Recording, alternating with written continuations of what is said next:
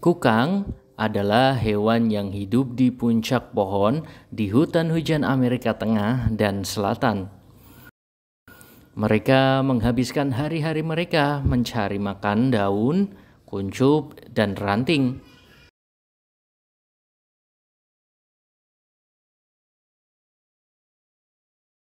Mamalia yang bergerak lambat ini tidur selama 15 hingga 20 jam dan hanya bergerak sejauh sekitar 35 meter setiap harinya. Tetapi mereka memiliki keterampilan berenang yang sangat baik berkat lengan panjang mereka. Kukang adalah hewan yang berukuran panjang setengah meter hingga 1 meter. Beratnya antara 3 kg dan 7 kg saat dewasa.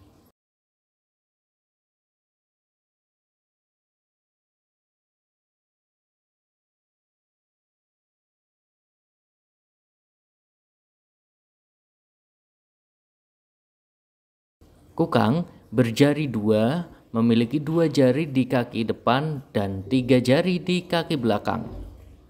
Kukang berjari 3, memiliki 3 jari di semua kaki. Dan ekor pendek yang panjangnya 2 hingga 60 cm.